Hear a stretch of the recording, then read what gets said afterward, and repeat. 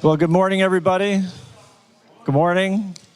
You can continue eating, but I know some of you are in different schedules, so I thought I would just start and maybe give you a little update about what's happening. First, I just want to welcome everybody. Despite Hurricane Ian, you are the diehards, you made it, and I'm just so happy that you're all here.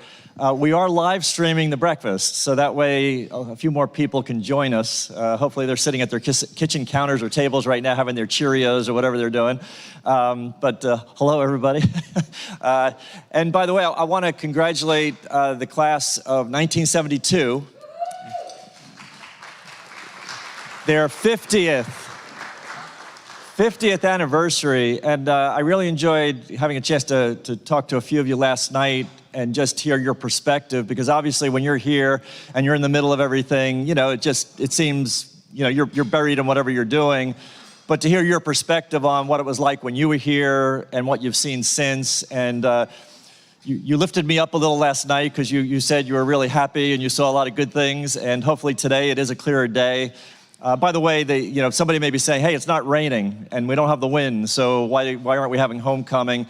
The fields are unplayable. I talked to Stephen Miss about it, and we just got so much rain, we can't play on the fields anyway. So a little unfortunate. 2 years of COVID, we couldn't be together. Hurricane Ian tried to slow us down, but only got us a little bit, and next year, God willing, everybody will be back and we'll all be here on the fields and for the games. And I know the students were really, I'll say, disappointed that there was kind of a curtailing of, all the activities and events. We're going to have a concert last night, and so it is what it is. And it's all, I always say, it's all thank you, Jesus. We're grateful for all that's happening. I thought I'd give you just again a few highlights of what's happening at the college. We have a strategic plan that you can see on the website. It's BAC 2030. It is a strategic plan that really lays out till 2030 our direction, like where we're headed. And I thought, again, I'd just sort of give you some background to that. But I'll premise it first by saying, and I know I'm sounding like I'm either bragging on it or maybe I'm a little hyperbole here. Our faculty, our staff, the administration, the students, the monks are just exceptional. I know probably every college says, oh, we're a special place and we have this. Not like here. Belmont Abbey College is an extraordinary place, and I feel like I can be somewhat unbiased by it. I didn't go to Belmont Abbey College, and I've been at many other colleges and universities, and they have good things, and there's good people, and there's friendships there. I just have never seen them like here. So this is, when we say it's a special place, you'd almost run out of words to describe it, and special sounds like, okay, that's nice. But there's something just unique and special about this place and the relationships that get formed here. Maybe the biggest news that we had, just came out a week ago, is that Belmont Abbey College was ranked by U.S. News and World Report as the #1 college in the South for undergraduate teaching. That is a wow. And I'm telling you, our faculty are so unique. They're just amazing people. Not only are they brilliant in terms of their disciplines and their ability to teach, but they are good people.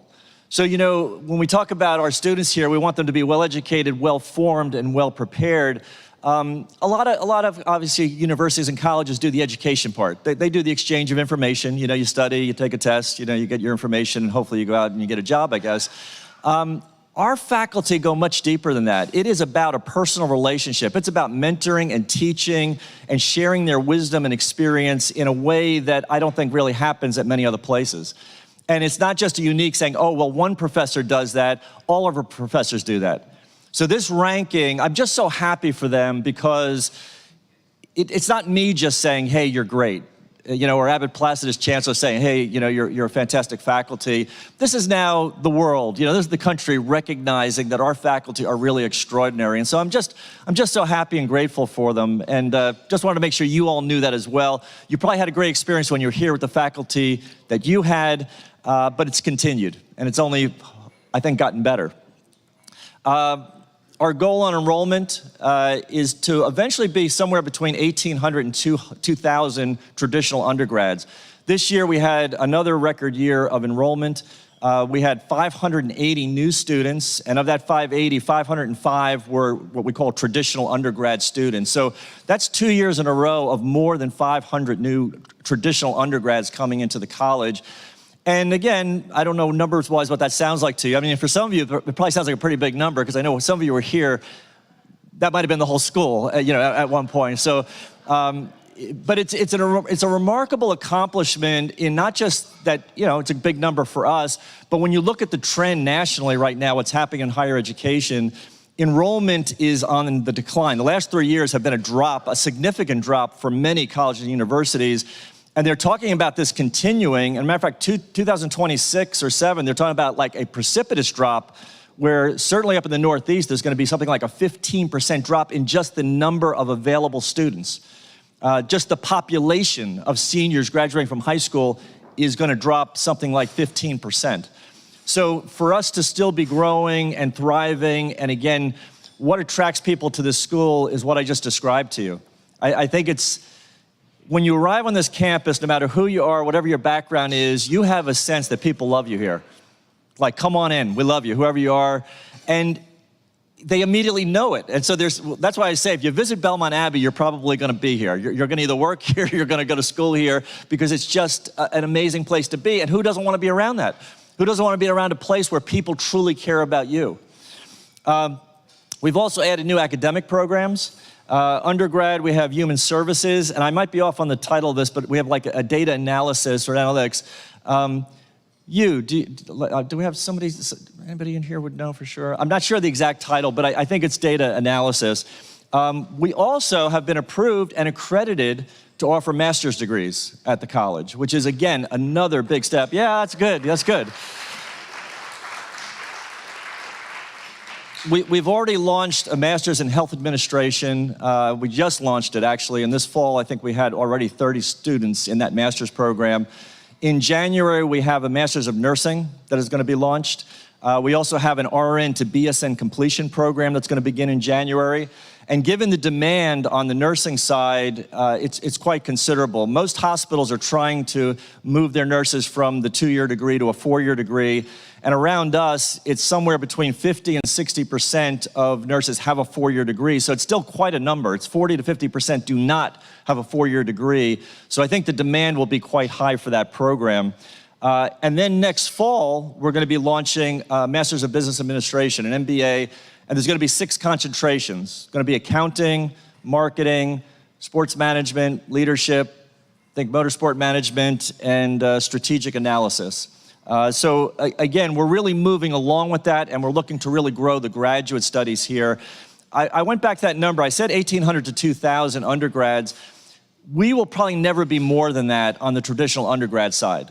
And the reason why is we've decided that number, and again, it's a little bit of an arbitrary number, but we said that number, 1,800 to 2,000, allows you to still have the relationships and the kind of environment that you experienced and that our students experience now. And if we get any larger than that, then I think you start to lose that to some degree. And we don't want that to happen. On the other hand, we can have as many graduate students as we want. So we're hoping that that will grow. I won't go through the whole model of higher education, but at colleges and universities all across the country, the undergraduate program typically runs at a deficit. No matter what you hear about tuitions or anything else, it runs at a deficit. And by the way, our tuition, we have not raised our tuition in almost 10 years. Yeah. You can also imagine with inflation right now and everything else that we're dealing with, that is a tremendous challenge to do that. But the average student at Belmont Abbey College is paying, somewhere between $11,000 and $12,000 for tuition here at Belmont Abbey College. Now, you've probably all heard tuitions at other colleges and universities.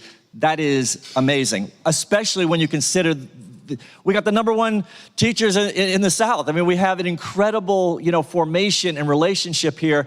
To get that kind of education at that price is almost mind-boggling. I mean, people are wondering, how do you do it? And I'll tell you how we do it. We got sacrificial people here.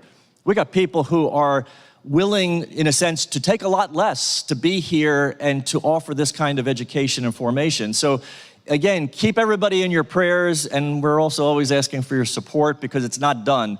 But if we can grow that graduate side, that helps supplement, because that tends not to be discounted. There aren't necessarily scholarships so much on that side of it. So that could help us in a tremendous way. So pray for the graduate program that just takes off.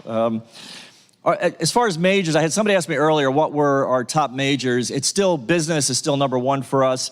Believe it or not, sport and motorsport management is number two. Biology, psychology, and then criminal justice are round out the top five. And I thought you might be interested to know, in just a year's time, sports management has risen by 20%, and criminal justice as well, by 20% increase in those two disciplines.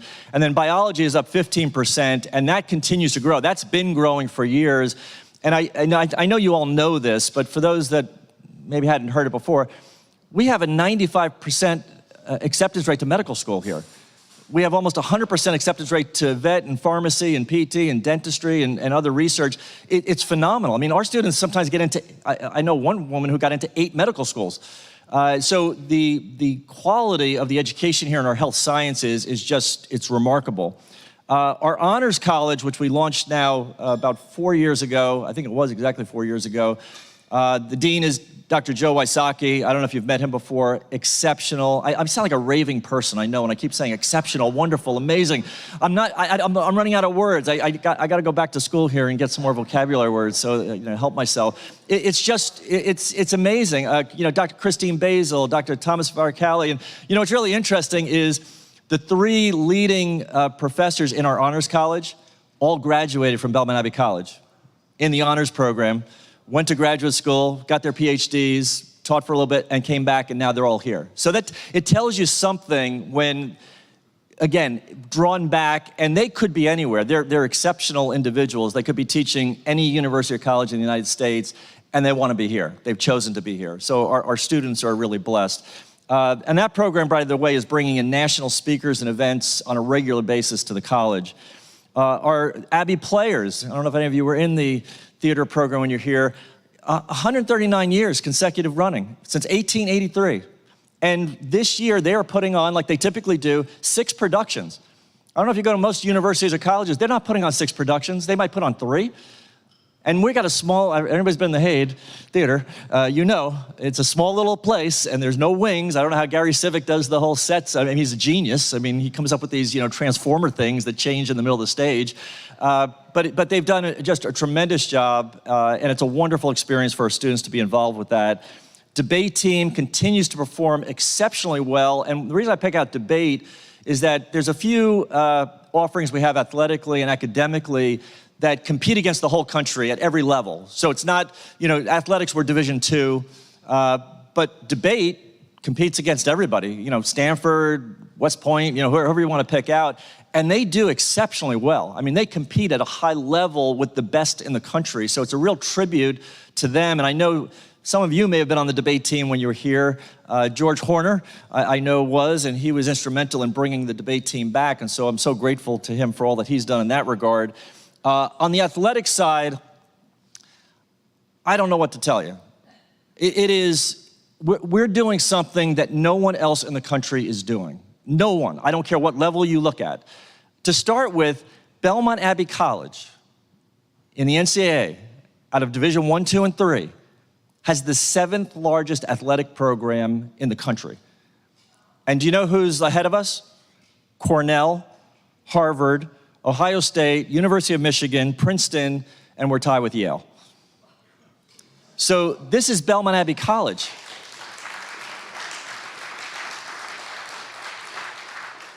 Our coaches are true mentors and teachers first. They're great coaches, so they understand, by the way, it is competitive. Not everybody gets a trophy, right? I mean, winning and losing actually counts. And they do just an incredible job of coaching, but they do so much more than that. They're not just coaching. They are developing men and women to be good men and women who are gonna go out and live a good life. I wanna acknowledge and have them stand up, Stephen Miss, who is our Vice President and Director of Athletics. Stephen.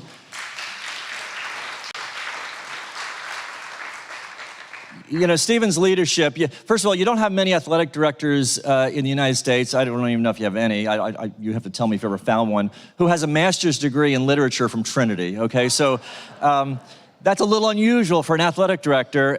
But again, it goes back to Stephen is the fit here of a Belmont Abbey College student, in a sense, right? It's that rounded individual in body, mind, and soul, and he brings it all to the athletic program, and his leadership helps to spread that through the whole department. And it's been wonderful.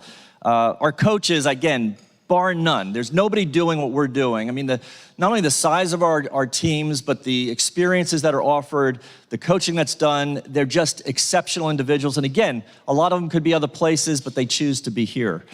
Our tagline, which we were very instrumental in changing for our conference, says it all. Champions in body, mind, and soul. Tell me another conference that mentions the word soul when it's talking about its student athletes.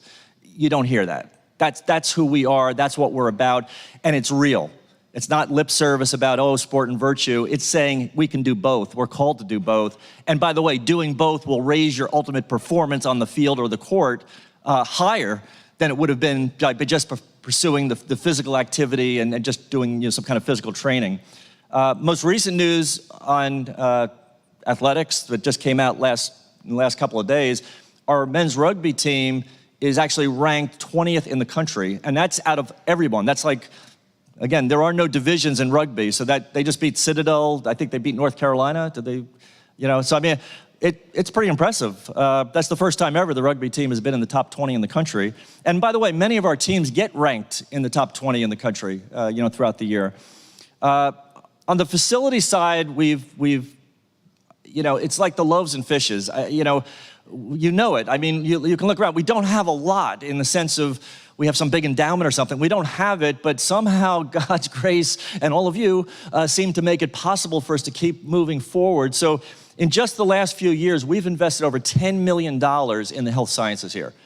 So if you go down to our science building, if you haven't been down there, we have state-of-the-art biochemistry, chemistry, physics. I want to thank George and Susan Horner. They were the lead. They were the ones who started that. The improvements to the science building are nothing less than mind-blowing. I mean, they're amazing to see. It's as good a chemistry lab as you're going to find anywhere in the world. I mean, it's just incredible. Redid the HVAC, redid the entrances to the building and so forth. And then his generosity, their generosity, is what then encouraged other people to participate. And so we had, Dr. Peter Wittenberg and his wife contributed on putting in a microbiology lab, this year. We have 2 more labs that are online that are going to be coming on soon. The whole nursing side was done. Caramount Health was involved with, donations to make that possible. We had Dixon Foundation and Cannon Foundation. So we have so many people coming on board and seeing the importance and the value of Belmont Abbey College, who are really building this up. And so the nursing over on the Sacred Heart campus, the whole second floor of the main building is this incredible nursing facility. I mean, it's state-of-the-art. You go in, and they have the hospital beds. They have these kind of, I don't know if they're called mannequins or robots or what they are, but they're phenomenal. I mean, they actually look at you like you're being viewed by the mannequin on a screen, like it shows you how they have heartbeats. They give you, they speak to you. They tell you, here's my symptoms or what I'm having. And so it's incredible the experience that our nurses are going to have here. And again, why are we doing nursing? We're doing nursing because a lot of places do nursing. The difference at Belmont Abbey College is that I want our nurses prepared to give reason for their hope. Very often nurses who are not only incredibly sacrificial people, willing to give of themselves in remarkable ways, and there's no salary that can make it worthwhile. The difficulty, the work, the pressure that they're put under is extraordinary. They do it out of love, and they do it out of a call to take care of people. But our nurses see each person there in that bed as body, mind, and soul. It is not just some material thing laying there to be given tubes and pills or something. That's a human being. That's a person. And they understand that, and they're also being taught how to give reason for their hope. Very often nurses are put in very difficult situations, morally and ethically, and they don't know how to defend themselves. They don't know what to say at that moment, and sometimes they're put in a power situation where others have power over them. I want them prepared. I want them confident. I want their ability to, again, give reason for their hope. And that's what our program is about. We're going to be doing a dining hall expansion because of the growth of the school. We also have launched a $41 million project to build 2 brand new residence halls for over 360 students. If you go over to the apartment side, you'll see where it's cleared between the Wheeler Center and Raphael Arthur. It's going to be incredible. There's a photo up on a board there that shows the construction. The design of the buildings are gorgeous. I mean, they're incredible. And they are part of a strategic plan. Our master plan, which isn't completely finished or approved yet, but it's pretty close. There's tremendous detail already in it, is probably going to happen over the next 10 to 12 years. Belmont Abbey College, God willing, and with all of your help, is going to be transformed. So the soul is the soul. We have that. That's not going to change. But the facilities and what we have to offer our students and the areas that we have for our faculty and staff and coaches and others to work in is going to be transformed in the most dramatic ways. Eventually, Payleth will go away, O'Connell will go away, RA will go away, probably the apartments will go away. We have a plan for 10 new residence halls to be built over the next 10 to 12 years. New student union, further expansion of the dining hall, performing arts center. We have maybe a new academic building, new roads, parking. I mean, it's phenomenal. It's an incredible number that would probably all give you a heart attack, so I won't tell you what that number is to do all of that. But you know what? When I first came here, we said, or I said to people, we need to work towards a $100 million endowment. I mean, this is how higher ed works. We need to have a $100 million endowment because we need the earnings and appreciation to help operate the school. And when I said that number, I am just telling you, everybody looked at me like, you are insane. Belmont Abbey College will never have $100 million. Like, that's just not possible. I am telling you right now, we are on our way. We are going to have a $100 million endowment. It may take us another 15 years to get there, but with everything that we have in line right now, we're going to get there. So I'm not going to tell you the number right now. I will eventually. But this master plan is a bigger number than that. But you know what? Nobody thought that was possible. This is possible. This is going to happen. By the grace of God, by our prayers, by our hard work, by our contributions of time, talent, and treasures, we're going to make this happen. And the reason we're doing it is for the students that are here. We're not a widget factory. We don't run this place just to have jobs. I would be out of here in a heartbeat if that's what this place was about. This place is about changing the world, and it's doing that through our students. Our students, like you, 50 years hence, I mean, it's amazing that you're here. Our students are amazing. They're remarkable. They are going to change the world. And the reason for this sacrifice, the reason for all that we do, is so that they'll be able to do that. We're preparing them. Hopefully, again, we want them to be geniuses. We want them to have the best actual technical education in their disciplines, whatever that may be, but we want a lot more than that. We want them to be good men and women. We want them to know what it means to live a good life, what it means to be other-focused, to be selfless, to care more about others than to care about themselves. That is what we're doing here. That is our students. And by the way, some of you met some of our students just walking around. And you even said it to me. And I know you're thinking, I just maybe met the one really nice student on campus or something, right? No, those are our students. If you go out and stop any of our students anywhere, you will have a great conversation. And you'll be impressed with them. You're going to say, this is like a good person. And they're still young, not like us, They're the future. They're our culture. They're our society. They're the country. That's who we're counting on. And it gives me great hope. I know there's a lot of things right now in the world to maybe not have such great hope about. I have great hope. First of all, I know how the story ends. In the end, right? I don't know the in-between part, but I know this. Our students are the hope for the future. They are extraordinary. And so, yes, thanks.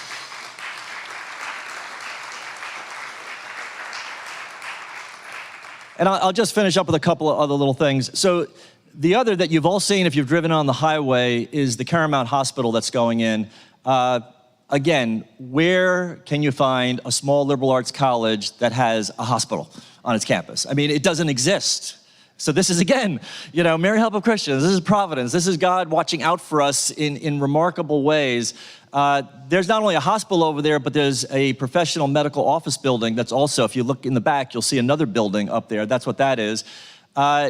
They've already worked out. We have a great relationship with Claremont Health. I got to know the president very well. That's how the hospital came about. We were at a lunch, and he said to me, what would you think about putting a hospital on your campus? I was like, when do we break ground? I mean, get me the shovel. And one thing that really impressed me about Chris Peak, who's the president of Claremont Health, was his respect. He's not Catholic. He's a very devout Christian. He's not Catholic, but he has a love for Belmont Abbey like you wouldn't believe. At their groundbreaking, where they should just be talking about their groundbreaking and their hospital and everything they did, he had Abbot Placid and I up on the podium. He then went on for 10 minutes talking about the monks and the holiness of this ground and of the tradition and of what they bring. We're talking about an independent hospital over here. It's a private hospital. It's amazing to me that he spent that much time. They have such respect for Belmont Abbey College and what we're doing. They've signed an agreement for that hospital that nothing in that hospital will be performed that's not in keeping with the teachings of the Catholic Church. I mean, where does that happen in today's world? It doesn't. So it tells you not only about Belmont Abbey, but it also tells you something about our surrounding community. It tells you about the people that are in Gaston County. Good people. We're all coming together in powerful ways. I'm working with the superintendent of schools in Gaston County. I'm working with the president of Gaston College. And not just having conversations, we are actually doing things. We are coming together in a very powerful way that it's like students who start off in grade schools, go to high schools that are focused maybe in particular areas like the health sciences. They may go on to Gaston College to get nursing degrees, 2-year degrees and so forth, and then they finish at Belmont Abbey, or they just come to Belmont Abbey. It's fantastic. And then we are going to be providing the professional talent that's going to be working at this hospital that's on our campus. They've also built classroom space into it, so we're going to have classes over there as well. They've been generous. They've donated, as I said, to the nursing program. They've made it possible for their nurses to attend our school and through subsidizing some of their tuition payment and so forth. So wonderful, just tremendous things happening. So we got a capital campaign that hopefully is going to make all of this possible that we're going through. There'll be more on that. I won't say much now. I will tell you that we're going to have a full launching of the public phase of our capital campaign February 18th. I hope you can all be there. It's big, and again, I'm not giving anything away now, but I'll tell you, you'll be shocked when you hear where things are, where we're going, and what's happening. So I hope you'll be part of that. And as I said, maybe the last thing I'll leave you with is one of my favorite quotes. You've probably heard me ad nauseum say it, but I'll never get tired of saying it. It is about our students here.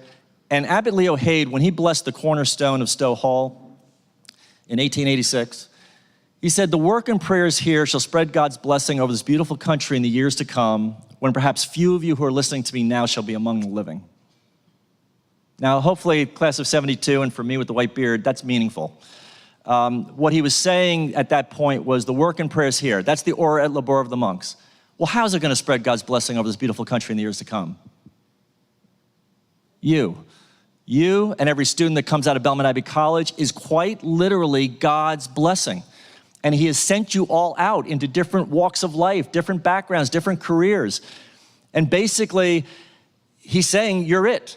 You are the future of this and the blessing to this beautiful country. And then he was prophetic. He said, when perhaps few of you who are listening to me now shall be among the living. That's an awesome statement. None of those people are here anymore. Most of them are buried out there in that cemetery. But we're here, and someday, you know what? God willing, we'll all be buried out in that cemetery, and somebody else will be here, and they'll be saying the same thing, and this is going to go on in perpetuity.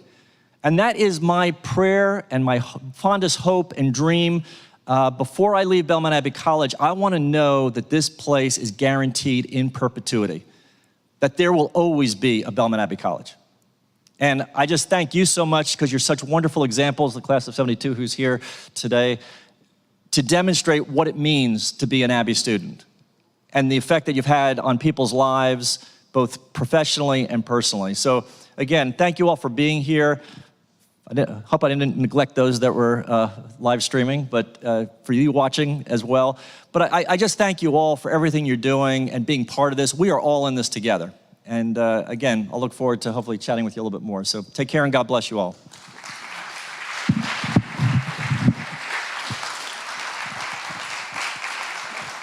Thank you. Thank you, Dr. Thaerfelder. Just a couple updates. You know, we are still going to have the event here this evening, so come around. And I know the abbot had to leave because he had to go say mass, but maybe for the first time, you know, he's been begging us to start a football team, which is, for those who know, is the complete opposite. But we are going to have the alumni house open this afternoon watching football games. So maybe for the first time there will be football at the homecoming. 36, right. So first time in a while. And I'll end with one quick story I have to say about Bill. 2024 is the 100th anniversary of the death of Leo Haid. We are going to be hosting in February of that year a serious academic symposium on the history of the Catholic Church in the South. But to give you an idea, just one example of that connection, a few weeks ago I had lunch with Robert Stowe of the Stowe family, you know, the building's named after, and at lunch he's telling me stories of his grandfather with Leo Haid. I mean, we really are connected to this history. You wouldn't think that could line up, but his grandfather lived till 97 and actually knew Leo Haid. That's why the building's named what it is. But this connection, we have to work in the present with these students, but your connection to helping the school and continuing this legacy really is important and critical to the success. So join us in the alumni house. It's like an open house style, so come and go as you look at the campus, stop by, and come back and join us for the events tonight. You can clap for him. I was remiss in saying that I talked about I talked about the faculty and the staff and so forth. I didn't really talk about our cabinet. Phil Brock, who's the Vice President of College Relations, Stephen Miss, Vice President, Athletic Director, Alan Mark, who is our CFO and Executive Vice President, Dr. Travis Fizel, who is our Provost. These individuals, I am telling you, there is no team like it I've seen anywhere. I've been in business, I've been in private business. It is rare that you find a group of people coming together who completely trust each other, are incredibly talented, are entrepreneurial. I mean, when we talk about how do you figure this stuff out, these are the minds that are working on this and then managing this whole process. So special thanks to Phil. I mean, there was so much stuff I could have gone into.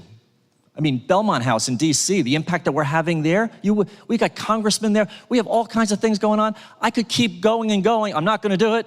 I will just say that I just wanted to acknowledge Phil and everyone, the work that they're doing. This doesn't happen with any one person. This is coming about because of the talent and the sacrifice of the people that are here. So I just give them a round of applause, please, just for everything they do.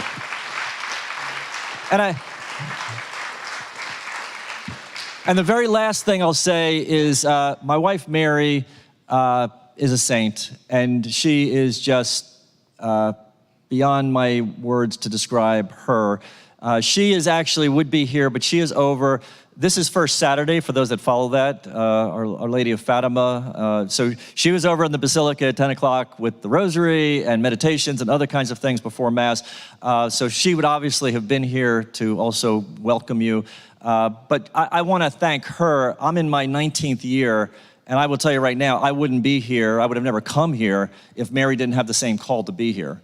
And so she has sacrificed in so many ways to allow me to spend the amount of time and energy and so forth that I do. My children as well, 10 children. You know, I mean, to be away and to have to do so many things that I can't always do with them, they have given a lot. They have sacrificed in ways that are silent that you don't really see. So again, so many good people here, including yourselves, and I'm just beyond my ability. I'm gonna go ring the gratitude bell. So anyway, thank you.